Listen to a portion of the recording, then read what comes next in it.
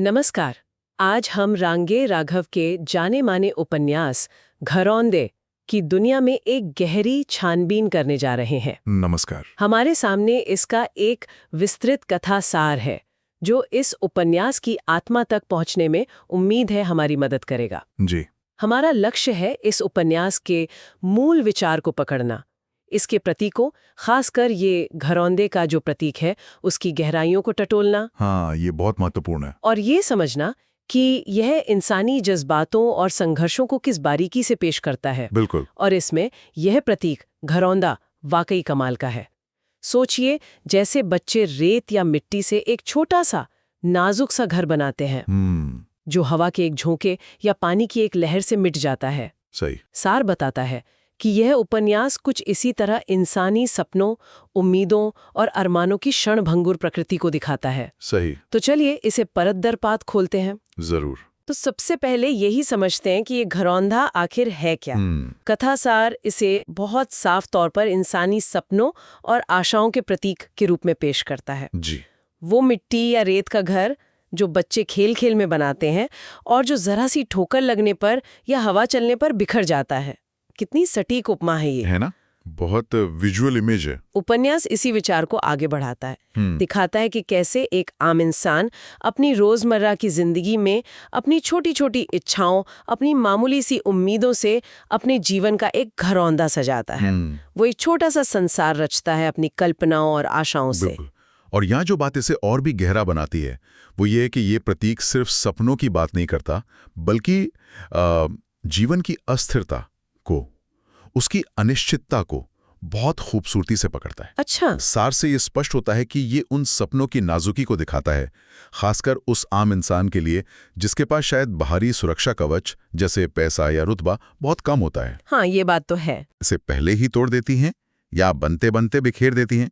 ये सिर्फ इच्छाओं का टूटना नहीं, बल्कि उस प्रयास का भी टूटना है जो उन्हें बनाने में लगा था। हाँ, और जैसा कि सार बताता है, उपन्यास का पूरा फोकस ही आम आदमी के इसी जीवन संघर्ष पर है।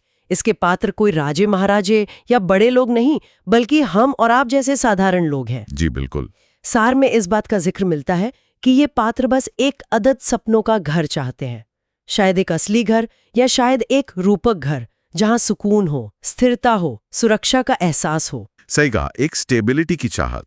वो एक ऐसा जीवन चाहते हैं जहां उनके बुनियादी जरूरतें पूरी हो सकें, जहां बच्चों का भविष्य थोड़ा सुरक्षित लगे, जहां थोड़ी शांति हो, लेकिन उनके रास्ते में रोड़े ही रोड़े हैं। कथासार गिनवाता है इन चुनौतियों को, गरीबी का अंधेरा जो उन्हें आगे बढ़ने नहीं देता, बेरोजगारी का डंक जो उनकी हिम्मत तोड़ता है, और समाज में फैली गहरी असमानता। हाँ बिल्कुल, समाज में फैली गहरी असमानता जहां अवसरों का बंटवारा इतना पक्षपाती है।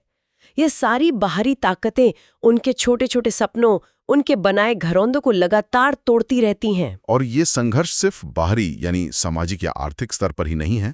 सार इस बात पर भी रोशनी डालता है कि किरदारों को व्यक्तिगत त्रासदियों से भी गुजरना पड़ता है जो उन्हें अंदर तक हिला देती हैं। अच्छा, जैसे किसी का प्यार में धोखा खाना, जिससे विश्वास और भविष्य के सपने चकनाचूर हो जाते हैं।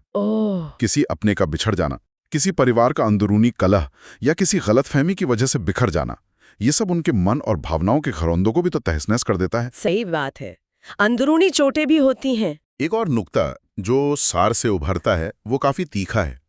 ये उपन्यास दिखाता है कि कैसे समाज में जो मजबूत समझे जाते हैं, जिनके पास ताकत है, पैसा है या सामाजिक रसूख है, वे अक्सर अनजाने में या जानबूझकर कमजोरों के सपनों को, उनके नाजुक घरौंदों को अपने पैरों तले रौंद देते हैं। उन्हें शायद एहसास भी नहीं होता कि उनके किसी कदम से किसी की पूरी दुनिया बिखर सकती है। हाँ, ये तो होता है। सार के शब्दों में यह सामाजिक यथार्थ का एक नग्न चित्रण है जो दिखाता है कि व्यवस्था अक्सर आम आदमी की आकांक्षाओं के विपरीत खड़ी नजर आती है। ये बात और ज्यादा साफ होती है जब हम सार में दिए गए किरदारों के उदाहरणों को देखते हैं। जैसे एक किरदार है एक नौजवान जो पूरी लगन और मेहनत से अपना जीवन संवारना चाहता है। वो शायद पढ़ लिख कर नौकरी पाना चाहता है या कोई छोटा मोटा काम शुरू करना चाहता है। सार बताता है कि वो कोशिश करता है, बार बार करता है, लेकिन हर बार कोई ना कोई बाधा आ जाती है। किस्मत साथ नहीं देती जैसे। हाँ, कभी नौकरी मिलते मिलते रह जाती है, कभी जमा पूंजी किसी मुसीबत में खर्च हो जाती है, कभी रिश्तों में ऐसी कड़वाहट घुल जाती है कि सब बिखर जाता है।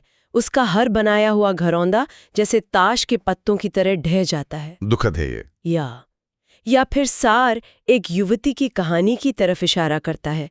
वो शायद अपने प्रेम को पाना चाहती है, उसे सामाजिक स्वीकृति दिलाना चाहती है, एक छोटा सा आशियाना बनाना चाहती है अपने प्रिय के साथ। लेकिन समाज के पुराने रीति रिवाज, जाति पाति के बंधन या परिवार का झूठा मान सम्मान उसके इस मासूम सपने को कुचल देते हैं। बिल्कुल, सामाजिक दबाव उसका प्यार का घरौंदा बनने से पहले ही तोड़ दिया जाता है। इसी तरह सार एक परिवार के संघर्ष का भी जिक्र करता है, जो शायद अपने बच्चों को बेहतर शिक्षा देना चाहता है ताकि उनका भविष्य सुधर सके। हाँ, ये तो हर माँ बाप चाहते हैं। वो पाई पाई जोड़ते हैं, रात दिन मेहनत करते हैं, लेकिन फिर कोई अचानक आई बीमारी या फसल का खराब हो जाना या कर्ज का बोझ उन्हें वापस वहीं धकेल देता है जहां से उन्होंने शुरुआत की थी। उनके बच्चों के भविष्य का घरौंदा फिर अधूरा रह जाता है। जब सार इन किरदारों की कहानियों को सामने रखता है तो ऐसा महसूस होता है कि ये एक कभी न खत्म होने वाला सिलसिला है। पात्र हिम्मत जुटाते हैं, उम्मीद करते हैं, पूरी शिद्दत से अपना घरौंदा बनाते हैं। हाँ, कोशिश तो पूरी करते हैं, अपनी छोटी सी दुनिया को संवारने की कोशिश करते हैं, और फिर जैसे नियति को ये मंजूर ही न हो, कोई बाहरी ताकत, हालात, समाज या कभी-कभी अपनी ही कोई कमजोरी उसे फिर से गिरा देती है। बिल्कुल। ये बनना और टूटना, ये आशा और निराशा का चक्र लगातार चलता रहता है। यह पढ़ते हुए मन में सवाल उठता है, क्या कभी ये चक्र थमेगा भी? बिल्कुल, और यही इस उपन्यास का केंद्रीय द्वंद्व है। जैसा कि सार स्पष्ट करता है, इंसान की सृजन की इच्छा और परिस्थितियों की विनाशकारी शक्ति के बीच का अनवरत संघर्ष। हाँ, यहीं पर कहानी भावनात्मक रूप से और तीव्र हो जाती है, खासकर जब हम उपन्यास के चरम बिंदु या क्लाइमैक्स पर पहुंचते हैं। क्लाइमैक्स में क्या होता है? सार के अनुसार क्लाइमैक्स अक्सर उस क्षण में आता है जब किरदारों को और शायद पाठक को भी ये लगने लगता है कि बस इस बार शायद कामयाबी मिल ही जाएगी। अच्छा, उम्मीद बनती है मतलब। हाँ, पूरी उम्मीद। इस बार उनका बनाया घरौंदा टिक जाएगा, स्थायी हो जाएगा, शायद नौकरी लग गई है या रिश्ता पक्का हो गया है या कोई बड़ी मुश्किल टल गई है। उम्मीद की एक मजबूत किरण दिखाई देती है। लगता है मानो अब सब ठीक हो जाएगा। बिल्कुल, लेकिन तभी अक्सर ठीक उसी निर्णायक मोड़ पर कोई अप्रत्याशित घटना घटती है। फिर से? ओह! हाँ, सार बताता है कि ये कुछ भी हो सकता है। अचानक कोई गंभीर बीमारी घेर लेती है, जमा पूंजी खत्म हो जाती है, या फिर कोई अपना ही धोखा दे देता है, विश्वास तोड़ देता है, या समाज का कोई नियम, कोई दबाव उन्हें पीछे हटने पर मजबूर कर देता है। और फिर वो घरौंदा? और वो उम्मीदों से लदा हुआ, लगभग बन चुका घरौंदा पलक झपकते ही फिर से ढह जाता है, रेत की तरह बिखर जाता है। बहुत मार्मिक होगा ये पढ़ना। ये क्षण पाठक को सिर्फ दुखी नहीं करता, बल्कि उसे अंदर तक झकझोर देता है। सार इशारा करता है कि ये पाठक को सोचने पर मजबूर करता है। क्या आम आदमी का सपना हमेशा इतना ही नाजुक रहेगा? हाँ, ये सवाल तो उठता है। क्या उसकी नियति में सिर्फ कोशिश करना और फिर असफल होना ही लिखा है? क्या हो उसके सपनों का घरौंदा कभी एक मजबूत, स्थायी घर का रूप ले भी पाएगा या नहीं? ये सवाल मन में गूंजने लगते हैं। तो फिर उपन्यास खत्म कैसे होता है? क्या अंत में कोई आशा की किरण दिखती है या सब निराशा में ही डूब जाता है? सार कहता है कि अंत बहुत यथार्थवादी है। यथार्थवादी मतलब? इसका मतलब ये हुआ कि कोई फिल्मी चमत्कार नहीं होता। ऐसा नहीं होता कि अचानक सारे विलन सुधर गए, गरीबी मिट गई और सब खुशी खुशी रहने लगे। जीवन की वास्तविकता से मुंह नहीं मोड़ा गया है। अच्छा, तो कोई हैप्पी एंडिंग नहीं है? वैसी वाली नहीं जैसी फिल्मों में होती है। सार के मुताबिक पात्र थकते हैं, वे हारते भी हैं, निराशा उन्हें घेरती भी है, उन्हें अपनी कोशिशों की व्यर्थता का एहसास भी होता होगा। लेकिन, और ये लेकिन बहुत महत्वपूर्ण है, वे पूरी तरह हार मानकर बैठ नहीं जाते। अच्छा। कुछ समय बाद, शायद थोड़ा रुककर, आंसू पोंछकर, वे फिर से एक नया घरौंदा बनाने की जुगत में लग जाते हैं। फिर से? हाँ, हो सकता है ये पहले से छोटा हो सकता है इसमें पहले जैसी चमक दमक ना हो सकता है उम्मीदें थोड़ी कम हो, लेकिन कोशिश फिर भी जारी रहती है।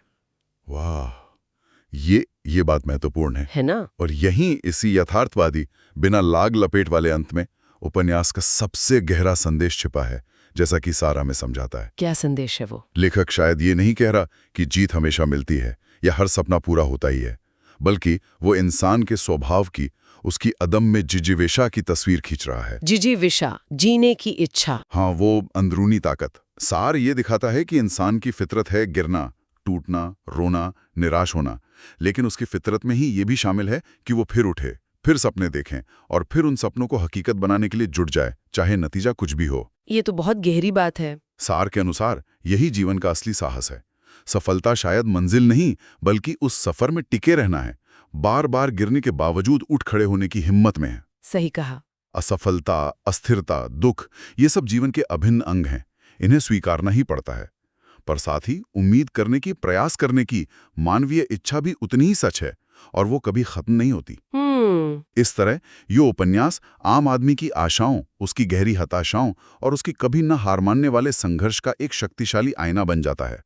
ये सिर्फ एक कहानी नहीं, बल्कि एक दर्शन प्रस्तुत करता है। तो इस पूरी चर्चा से हमने समझा कि रांगे राघव का उपन्यास घरौंदे, जैसा कि इसके सार से पता चलता है, सिर्फ एक कहानी नहीं है। बिल्कुल नहीं। ये सपनों की नाजुक प्रकृति और इंसान की हार न मानने वाली इच्छा शक्ति, यानी जिजीविषा की एक बेहद मार्मिक और विचारोत्तेजक गाथा है। हाँ, ये घरौंदा का प्रतीक हमें बार बार याद दिलाता है कि जिंदगी में उम्मीदें कैसे बनती और बिखरती हैं, लेकिन इंसान की आत्मा में कहीं गहरे फिर से शुरुआत करने की ताकत हमेशा मौजूद रहती है। सही। वो गिरकर भी खड़ा होता है और फिर से अपने सपनों का एक नया, शायद पहले से अलग घरौंदा बनाने लगता है। बिल्कुल। और इस उपन्यास के सार को इस तरह समझने के बाद मेरे मन में एक सवाल कौन रहा है जो शायद आज के संदर्भ में प्रासंगिक हो। हाँ, पूछिए। सार हमें उस दौर के आम आदमी के संघर्षों को दिखाता है जब शायद सामाजिक और आर्थिक बाधाएं बहुत कठोर थी, पर आज जब हम 21वीं सदी में जी रहे हैं, जहां तकनीक ने बहुत कुछ बदल दिया है। हाँ, दुनिया बहुत बदल गई है। जहां सूचना आसानी से उपलब्ध है, जहां सामाजिक मूल्य भी बदल रहे हैं, क्या अब भी आम आदमी के सपनों के घरौंदे उतने ही नाजुक हैं जितने राघव के समय में थे? ये दिलचस्प सवाल है। या हालात कुछ बदले हैं? क्या आज के युवा के पास, आज के आम इंसान के पास अपने सपनों को सिर्फ एक क्षणभंगुर घरौंदा नहीं, बल्कि एक स्थायी घर बनाने के ज्यादा अवसर हैं, ज्यादा संसाधन है, ज्यादा सामाजिक स्वीकार्यता है शायद? हाँ, या फिर संघर्ष का रूप बदल गया है, चुनौतियां नई हो गई हैं, लेकिन सपनों की नाजुकी और उनके टूटने का खतरा आज भी उतना ही बना हुआ है। क्या आज भी एक छोटी सी चूक, एक गलत फैसला या किस्मत का एक झटका सपनों के घरौंदे को बिखेर सकता है? ये सोचने वाली बात है कि क्या समय के साथ घरौंदों की किस्मत बदली है या इंसान की कहानी कमोबेश वही है।